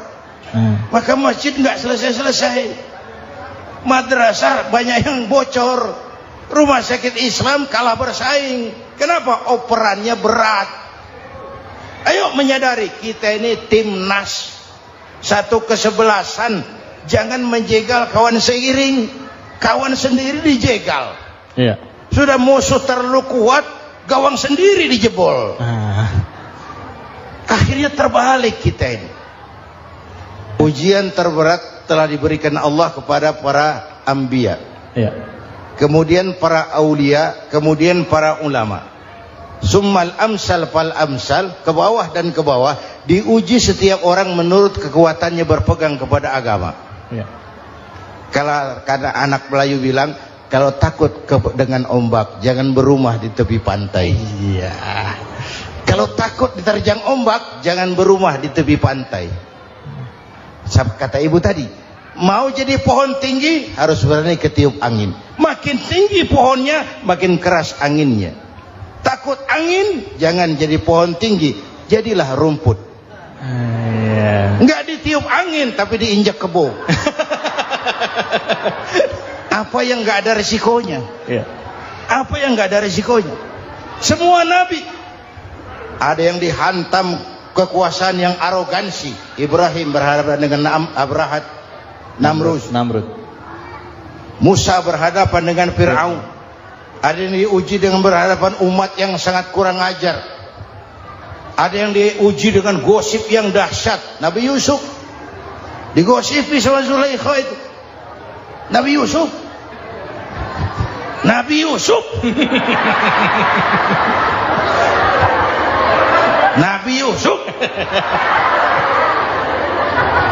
Yang namanya gosip itu kan menyebarkan keburukan orang. Kalau benar saja hukumnya ghibah. Kalau salah hukumnya fitnah. Fitnah lebih bahaya dari pembunuhan. Benarnya ghibah, salahnya fitnah. Saudara hadirin yang saya hormati, jadi resiko itu biasa. Tidak ada yang tanpa resiko. Kalau takut ombak, jangan berumah di tepi pantai. Tinggal bagaimana kita menyikapinya. Kalau kita dewasa, ini bagian ibadah saya kurang. Mungkin karena dia omongin orang, tambah pahala saya. Mungkin karena dia omongin orang, tambah pahala saya. Maka saya ngadapi gosip, sepatah pun saya nggak ngomong. Saya cicing. Saya percaya masyarakat tuh punya filter. Amin. Saya percaya Tuhan tuh nggak tidur. Kemudian melahirkan kita ke alam dunia ini, secara biologis bahan kita sama. Alhamdulillahirrabbilalamin. Demikianlah kajian penuh ilmu, hikmah dan manfaat yang sudah kita dengarkan bersama dari guru kita Al-Mafrullah Kiai Haji Zainuddin MZ. Sahabat beriman yang dimuliakan Allah, mari kita doakan guru kita, semoga beliau diampuni segala dosa-dosanya dan dilapangkan kuburnya. Dan buat sahabat semua yang sudah menyimak tausiah ini sampai selesai, saya ucapkan terima kasih banyak. Doa dan harapan saya semoga sahabat semua selalu diberikan kesehatan, dimudahkan segala urusannya dan dilancarkan rezekinya. Amin ya rabbal alamin. Demikian yang dapat saya bagikan, kurang lebihnya mohon maaf. Sampai bertemu lagi di kajian berikutnya. Wabillahi taufiq wal hidayah, waridha wal inayah. Wassalamualaikum warahmatullahi wabarakatuh. Setelah kita mendengarkan bersama tausiah yang sangat luar biasa dari guru kita Al-Mafrullah Kiai Haji Zainuddin MZ, sekarang mari kita lanjutkan aktivitas kita masing-masing. Semoga apa yang sudah disampaikan oleh beliau menjadi ilmu yang bermanfaat dalam kehidupan kita sehari-hari. Amin ya rabbal alamin. Saya ucapkan selamat beraktivitas buat sahabat semua dan sukses selalu. Sampai bertemu lagi di video berikutnya. Wassalamualaikum warahmatullahi wabarakatuh. Bismillahirrahmanirrahim. Assalamualaikum warahmatullahi wabarakatuh. Alhamdulillahirrabbilalamin. Wassalatu wassalamu ala asyrafil anbiya'i wal mursalin Sayyidina Muhammadin wa ala alihi wa sahbihi ajma'in, amma ba'du. Sahabat beriman yang dirahmati Allah, pada kesempatan yang berbahagia ini, mari sejenak kita luangkan waktu kita untuk bersama-sama menyimak tausiah fenomenal dari guru kita Al-Mafrullah Kiai Haji Zainuddin MZ. Beliau dikenal sebagai dai sejuta umat. Penasaran seperti apa isi tausiah beliau? Mari kita simak bersama. Selamat mendengarkan. Adam itu bapak moyang kita. Dosanya satu, makan buah khuldi. Dikeluarkan dari surga. Kita dosanya banyak, kepengen masuk. Enggak nyambung. Hai Adam, dari tidak ada kamu saya adakan. Saya perintahkan tinggal di surga. Merasa sepi sendirian, saya ciptakan Siti Hawa supaya kamu tenang. Kamu boleh nikmati semuanya. Ini boleh, itu boleh, ini boleh, itu boleh. Makan, makanlah yang kau mau. Minum, minumlah yang kau suka. Pakai, pakailah yang kau senang. Satu yang saya minta, jangan dekati pohon khuldi. Itu kau tidak sanggup, keluar. Diusir dari surga. Sujud Nabi Adam. Kata riwayat 40 tahun sujud. Membaca Rabbana zalamna anfusana wa illam taghfir lana wa tarhamna lanakunanna minal. Itu namanya istighfarnya Nabi Adam. Istighfar itu kan mengucapkan astagfirullah, basmalah, membaca bismillah. Jangan kayak teman saya disuruh banyak-banyak baca istighfar, benar-benar dia baca istighfar, istighfar, istighfar. Bukan itu maksudnya. Nah, maka salah satu amalan yang sangat dianjurkan di bulan Muharram ini memperbanyak istighfar. Tidak ada orangnya yang tidak. Ayo jujur, ini yang kumpul di sini semua, ada nggak yang nggak punya dosa? Yang merasa nggak punya dosa, ayo ke depan. Ada? Tidak ada. Setiap kita, entah kecil entah besar, sengaja terlupa, pasti mempunyai yang namanya khilaf dan salah. Dan Allah Tuhan kita bukan Tuhan pendendam. Allah Tuhan kita Tuhan yang ramah dan rahmah. Manusia, dosamu banyak, tapi ampunanku lebih banyak. Salahmu besar, rahmatku jauh lebih besar. Kau sujud di hadapanku, aku bangga melihatnya. Kau menangis di hadapanku, aku senyum melihatmu. Kau berjalan menujuku, aku berlari menyambutmu. Karena itu amalan yang sangat dianjurkan di bulan Muharram ini memperbanyak istighfar. Itu kalau istighfarnya Nabi Adam. Ada istighfarnya Nabi Yunus. Ibu kenal Nabi Yunus? Di mana kenalannya? Sok tahu. Nabi Yunus itu ketika berdakwah kepada kaumnya yang bandel, memberikan peringatan, kalau kalian tidak mau beriman akan turun azab. Kapan Yunus? Akan. Kenapa mesti akan? Sekarang aja kalau mau, saya tungguin. Kurang ajar betul ini umat. Akhirnya Nabi Nuh menghindar dengan perhitungan, kalau azab tidak turun saya sudah jauh. Meragukan janji Tuhan. Lalu naik kapal, dinaiki oleh Yunus, kapal mogok. Dicari siapa biang keroknya ini. Diundi, ternyata Yunus. Sampai 3 kali diundi. Dibuanglah Yunus ke dasar laut. Ditelan oleh ikan nun atas perintah Allah. Telan itu Yunus. Jangan pakai dikunyah, rusak urusan. Telan saja, simpan di perutmu. Dibawa oleh ikan nun ke dasar lautan. Itu yang oleh Quran dikatakan bertemulah 3 macam kegelapan. Zulumatun salas. Gelapnya tengah malam, gelapnya di dasar laut, gelapnya di dalam perut ikan. Itu namanya peteng. Mbahnya gelap. Di perut ikan itulah Nabi Nuh sadar akan kesalahannya, meragukan janji Allah. meragukan janji Allah. Ia sujud di dalam perut ikan itu membaca la ilaha illa anta subhanaka inni kuntu. Itu istighfarnya Nabi Yunus. Dibacakan istighfar begitu, ikan sakit perut, Pak. Di dasar laut kemana mau cari apotik? Dia naik ke permukaan, memuntahkan isi perutnya, Nabi Yunus keluar dengan selamat. Itu pun terjadi pada hari ke-10 bulan Muharram. Istighfar intinya itu. Itu amalan utama bulan Muharram, memperbanyak istighfar. Allah selamatkan Nabi Nuh dari bahtera banjir yang luar biasa 10 Muharram. Allah selamatkan Nabi Ibrahim dari pembakaran Raja Namruz 10 Muharram. Setelah Nabi Ibrahim itu menghancurkan berhala-berhala, Abrahat pulang mau ibadah, lihat Tuhannya berantakan, marah besar. Siapa yang menghancurkan Tuhan-Tuhan kita ini? Ada yang lapor, kami lihat Ibrahim. Tangkap. Belum ada bukti, tangkap dulu yang penting, bukti belakangan. Tangkap. Wah, dikerahkanlah aparat, tangkap Nabi Ibrahim, disidang langsung oleh Abrahat, oleh Namruz maksud saya. Ibrahim, kau yang menghancurkan berhala-berhala kami ini, Tuhan-Tuhan kami. Siapa bilang? Ada yang lapor. Saya dengar enggak semua berhala itu hancur. Ada yang paling besar, angkat tangan, saya lihat ada kampak di tangannya. Barangkali yang besar itu iseng tuh, yang kecil-kecil dikampakin. Tanya aja sama dia, kamu gila? Kenapa? Masa kami disuruh nanya berhala? Nggak bisa jawab. Nggak bisa jawab. Lah kenapa disembah? Lebih gila mana sih? Tahu nggak bisa jawab kenapa disembah? Kurang ajar kamu Ibrahim. Bakar, dibakar.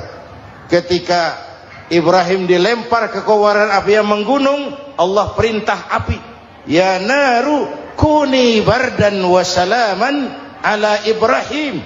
Hai api, dinginlah sampean. Api Madura waktu itu, Pak. Hai api, dinginlah sampean, selamatkan Ibrahim. Api tunduk kepada perintah Allah. Ibrahim masuk ke kobaran api, selembar rambut pun tidak terbakar.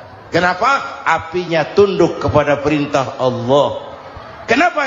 Karena Ibrahim orang yang takut kepada Allah. Api tunduk kepada perintah Allah.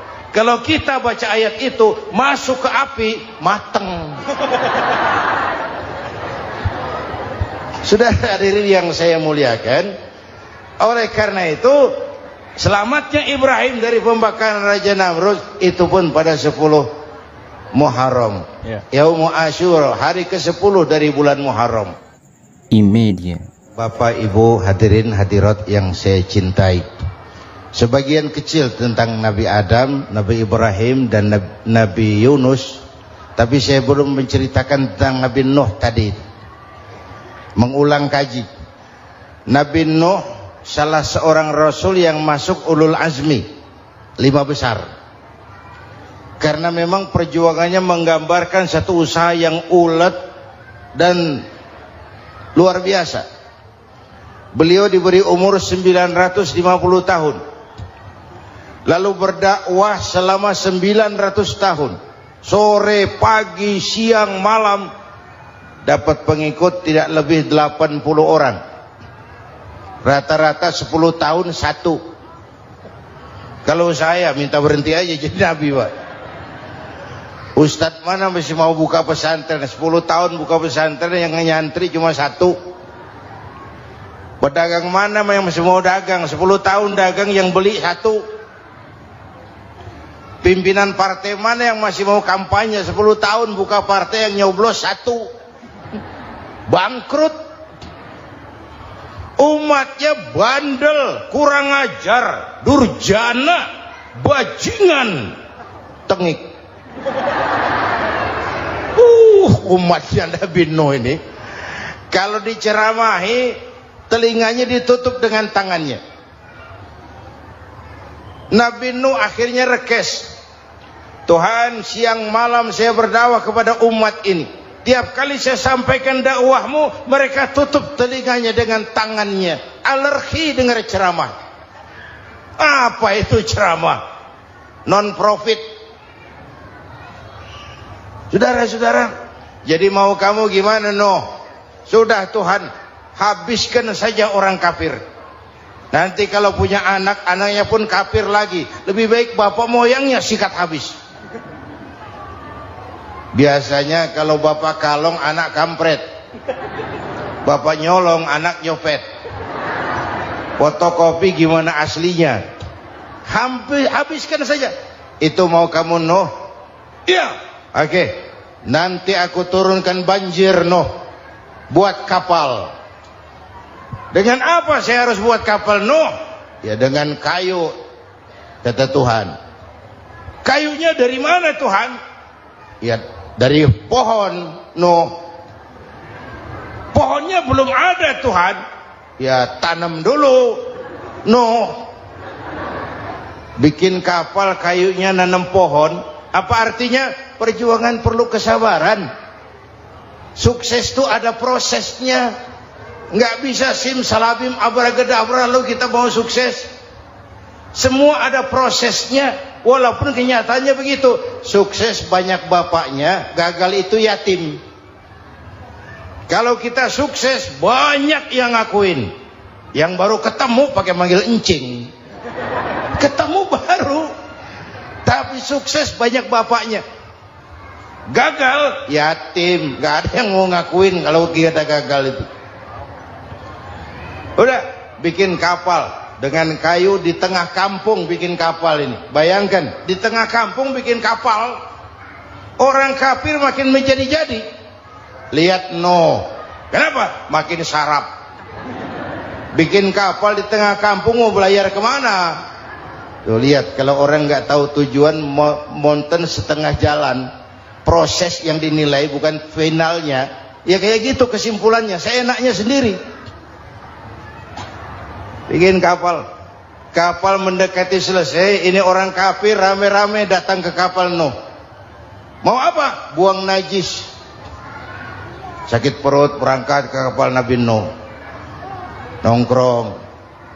Dapat 2-3 tumpuk pulang. Penuh lantai kapal dengan najis manusia. Inilah perjuangan. Bukan jalan raya lurus bertabur bunga di kanan kirinya.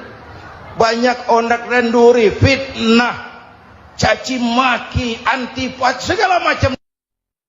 Nuh.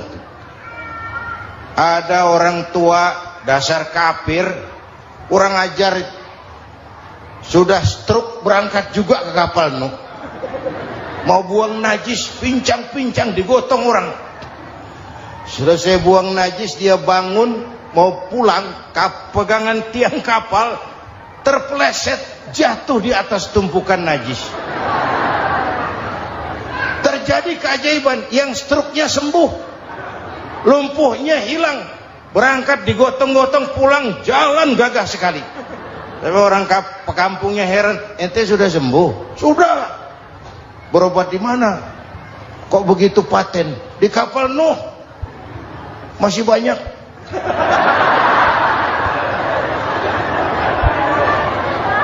Yang berasa perlu obat bawa rantang. Ambil bersih lagi geladak kapal itu. Sudah selesai Nuh? Selesai. Oke, kau orang yang beriman bersamamu, binatang serba sepasang, naik Nabi Nuh, naik orang beriman, naik binatang serba sepasang. Ini cikal bakal penyelamatan manusia, Pak. Naiklah orang beriman, sudah naik semua, Nabi Nuh kontrol. Ini contoh buat kita, kontrol. Sudah naik semua teman-teman, sudah. Pemimpin yang baik bukan cuma terima laporan di belakang meja. Laporan itu yang mana juga bagus. Sama juga kampanye, kampanye yang mana juga merdu. Kalau saya, kalau aja yang dihitung. Pernah ada calon bupati kampanye janji, kalau saya berhasil kita akan banyak bangun jembatan di daerah kita. Tanya, Pak, nggak ada sungai di kampung kita, Pak. Dia bilang, sungainya kita bangun sekalian. Udah kadung janji. Mana pula orang mau bangun sungai itu. Saudara-saudara, kontrol. Jangan cuma tunggu laporan di belakang meja. Semua laporan bagus. Ya, Bu? Bu?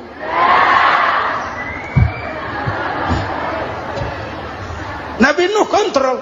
Sudah naik semua? Sudah, Nuh. Pulan bin Pulan naik. Naik, Nuh. Paimin bin Tukijo. Naik. Kami lihat naik. Ada orang Jawa juga, Kiai? Ada. Sudah kontrol. Kanan anak saya ikut nggak naik kapal? Kami tidak lihat itu, Nuh. Kanan. Ini potret. Bapaknya aktif ke masjid, ibunya rajin ke majelis taklim, anaknya keleleran kemana-mana. Bukan di sini, di Prancis. Udah di sini insya Allah sama.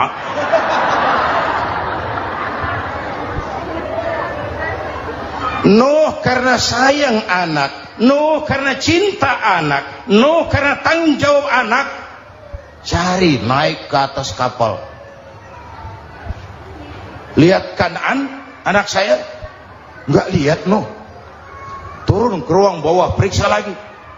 Mang, ayah Kan'an di dia. Jamaah Tasik ini rupanya di dalam. Tuh ayah, Mang. Ayah kemana ya budak ini? Turun ke bawah, tanya lagi. Ono Kan'an tuh? Orang nano raketok. Rombongan Jawa Tengah naik ke atas buritan. Dari buritan kelihatan ternyata Kan'an tidak ikut naik kapal, kumpul di darat bersama orang kafir. Ini potret kita sekarang. Kumpul sama orang kafir, hanyut anak-anak kita, ditelan budayanya orang kafir, ditelan tradisinya orang kafir, ditelan pergaulannya orang kafir. Nuh karena sayang anak dari atas manggil. Dalam Quran dijelaskan itu. Karena Nabi Nuh di atas, Kan'an di bawah, teriak, ya bunayyar kam ma'ana. Begitu dalam Quran ayatnya. Cuma ini pakai gaya memanggil supaya kelihatan kegambar, kira-kira Nuh manggilnya begitu. Ini namanya gaya dakwah, Pak. Kalau ceritanya datar nggak menarik. Maka Nuh memanggil Kan'an, ya bunayyar kam ma'ana.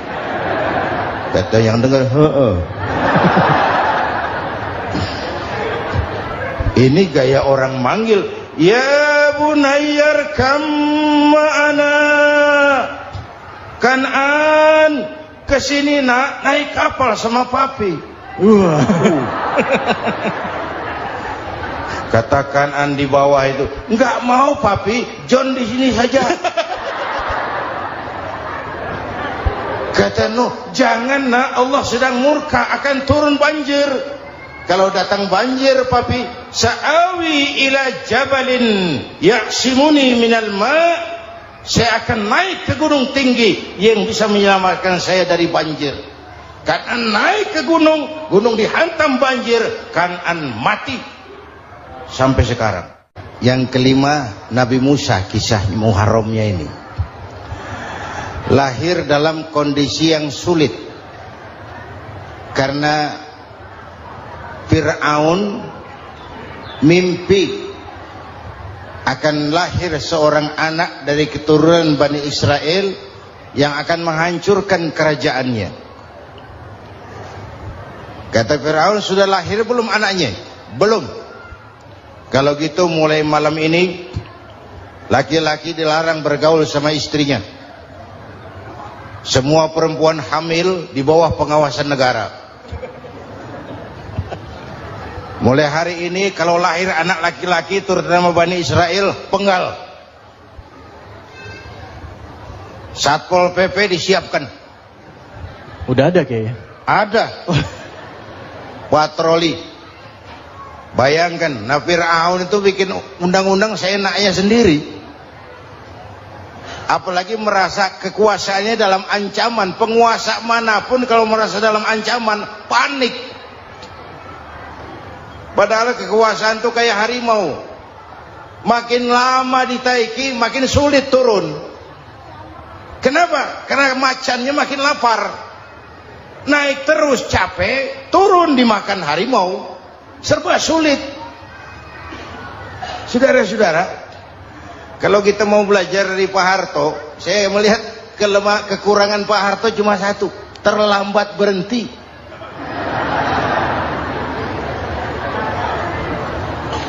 Terlambat berhenti. Di sekelilinginya banyak tukang jilat, tukang semir. Pak, kalau tidak ada Bapak kami bagaimana, Pak?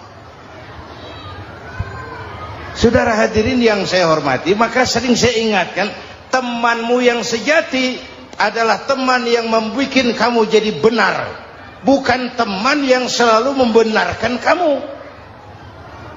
Berapa banyak pejabat-pejabat hancur karena selalu dibenarkan oleh lingkungannya.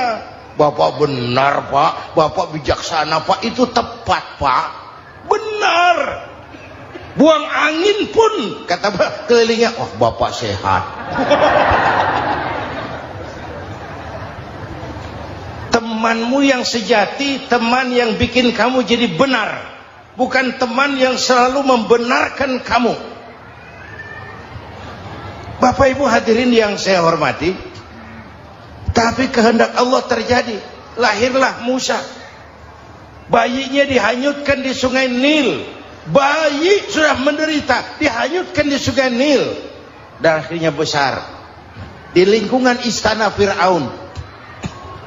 Diriwayat oleh Ratu Aisyah, perempuan Fir'aun, setelah mulai berjuang, terjadilah itu. Musa dan pengikutnya dikejar oleh Fir'aun. Sampai di tepi laut, Allah wahyukan Musa, lempar tongkatmu ke laut. Dalam kondisi darurat, mukjizat tiada jalan. Kondisi darurat. Kalau tidak, mukjizat itu maunya Allah, bukan maunya Nabi.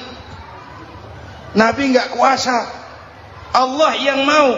Tapi hidup Nabi bukan mukjizat, manusiawi. Tidak mentang-mentang ada mukjizat tongkat, tiap sulit main tongkat. Nggak usah berjuang kalau begitu. Itu darurat menyelamatkan umat. Tongkat dilempar ke laut, laut terbelah. Laut terbelah. Itu secara visualnya bisa kita lihat dalam film The Ten Commandment. Udah nonton belum? Urusan nonton kalah sama Ustadz bagaimana sih? Ten Commandment, 10 firman Tuhan. Tekniknya bagus loh. Bagaimana laut terbelah.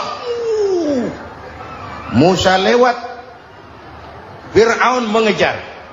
Musa sampai di ujung sana, Fir'aun masih di sama tengah perjalanan. Laut nutup kembali. Laut menutup kembali, Fir'aun tenggelam. Cengap-cengap di lautan. Begitu nafas sampai di tenggorokan, Fir'aun sambil cengap-cengap itu, amantu bi Rabbi Musa wa Harun. Duh, kalau begini mah saya juga percaya sama Tuhannya Musa. Malaikat maut jengkel, goblok loh. Terlambat sekarang. Ditenggelamin terus.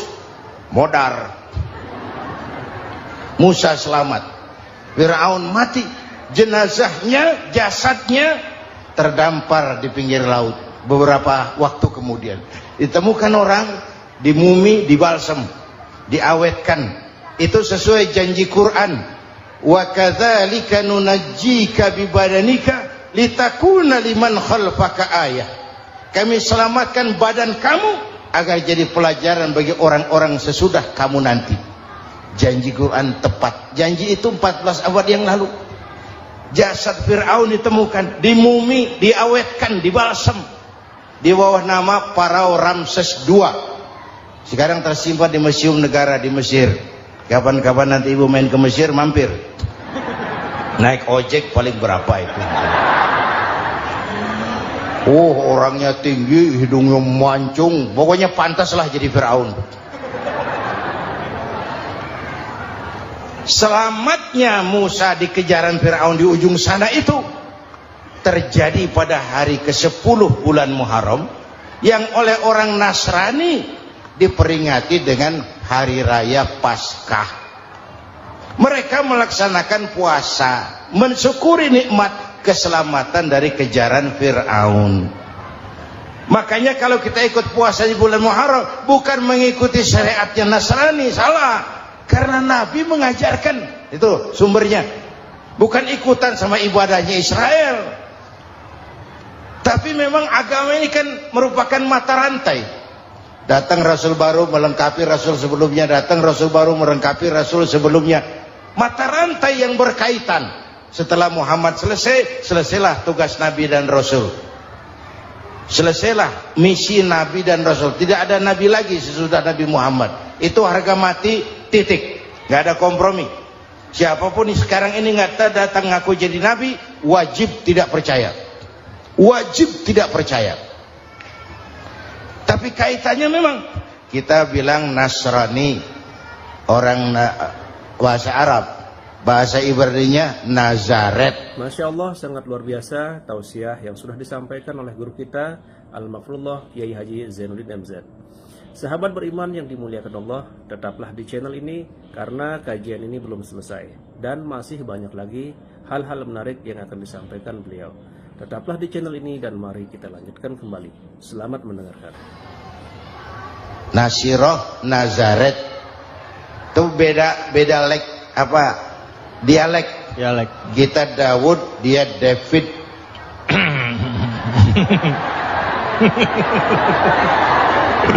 Ibrani. Kita Ali, dia Alek. Kita Sulaiman, dia Solomon. Kita Camat, dia Comot.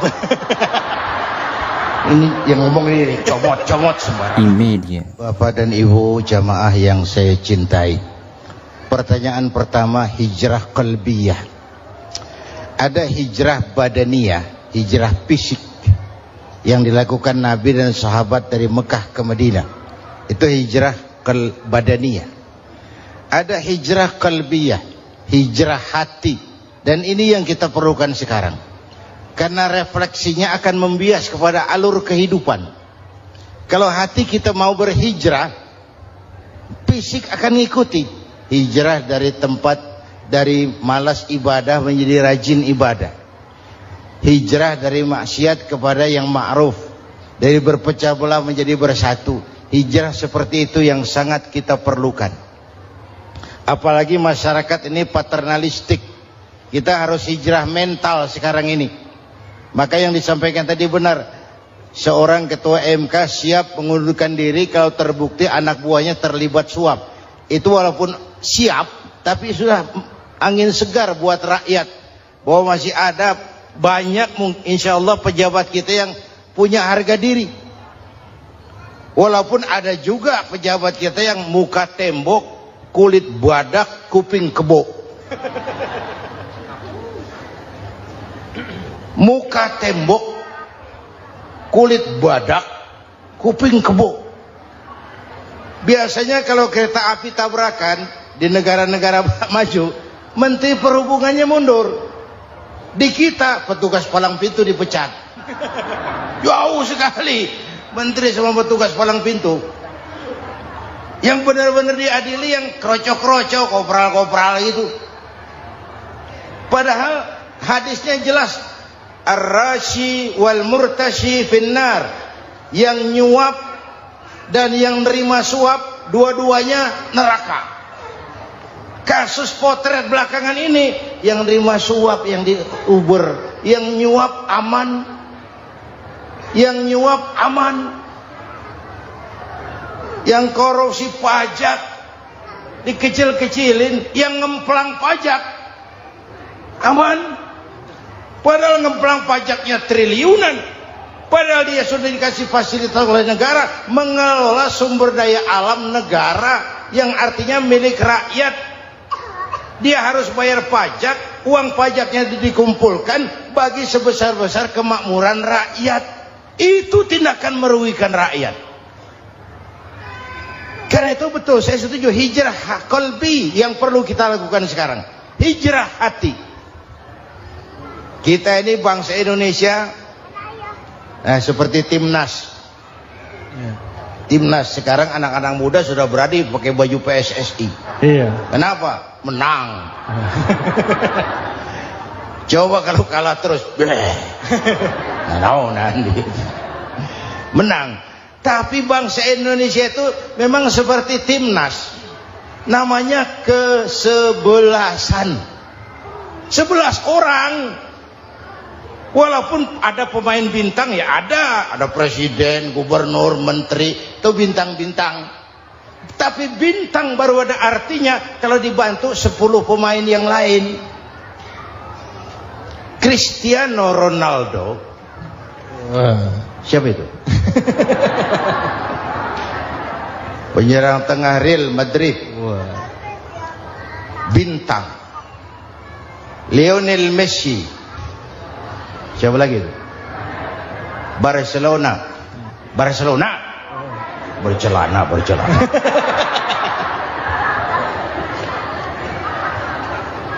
Michael Rooney, bintang Manchester United. Ronaldo baru bintang, Messi baru bintang kalau ada 10 pemain yang lain. Bagaimanapun hebatnya Cristiano Ronaldo, kalau sendirian lawan satu kesebelasan, babak belur. Itulah kita, bangsa Indonesia. Kita satu kesebelasan, harus saling memperkuat. Ada bangsa kita ini yang jadi jaksa, ada yang jadi hakim, ada yang jadi polisi. Itu posisi penyerang tengah, kiri luar, kanan dalam, back, striker, kiper, posisi. Tapi sadar kita satu kesebelasan, Bung. Jangan bikin gol ke gawang sendiri. Kalau punya bola bagus, operan dong sama temannya. Yang bisa menciptakan gol, operan. Ada yang jadi pengusaha besar, bagus boleh. Punya untung besar, operan. Kasih masjid, kasih pesantren, operan. Ini kesebelasan kita kalau punya bola, pelitnya setengah mati, Pak. Nggak mau ngoper.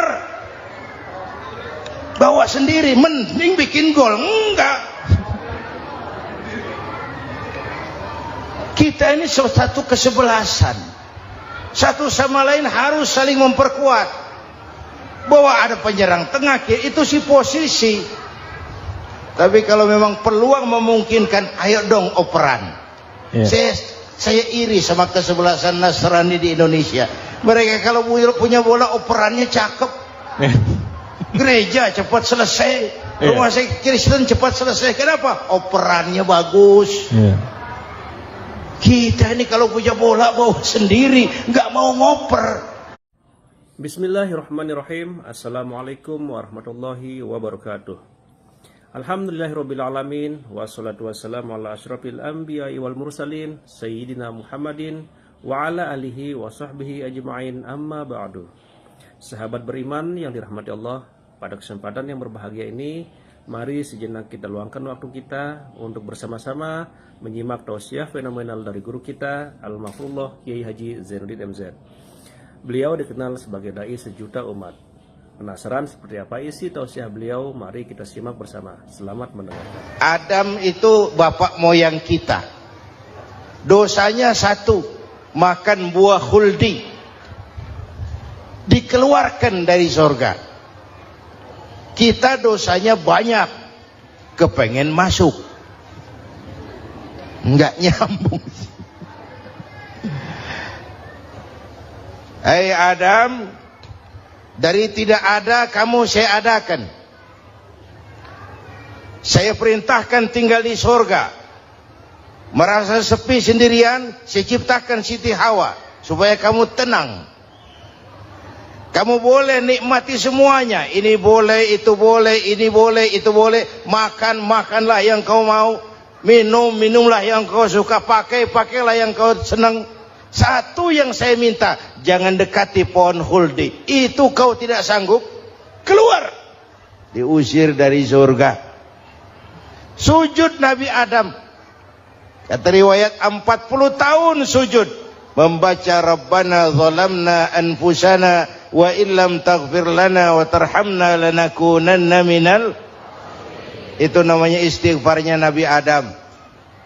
Istighfar itu kan mengucapkan astagfirullah. Basmalah membaca bismillah. Jangan kayak teman saya disuruh banyak-banyak baca istighfar, benar-benar dia baca istighfar. Bukan itu maksudnya. Nah, maka salah satu amalan yang sangat dianjurkan di bulan Muharram ini memperbanyak istighfar. Tidak ada orangnya yang tidak. Ayo jujur, ini yang kumpul di sini semua, ada nggak yang nggak punya dosa? Yang merasa nggak punya dosa, ayo ke depan. Ada? Tidak ada. Setiap kita, entah kecil entah besar, sengaja terlupa, pasti mempunyai yang namanya khilaf dan salah. Dan Allah Tuhan kita bukan Tuhan pendendam. Allah Tuhan kita Tuhan yang ramah dan rahmah. Manusia, dosamu banyak, tapi ampunanku lebih banyak. Salahmu besar, rahmatku jauh lebih besar. Kau sujud di hadapanku, aku bangga melihatnya. Kau menangis di hadapanku,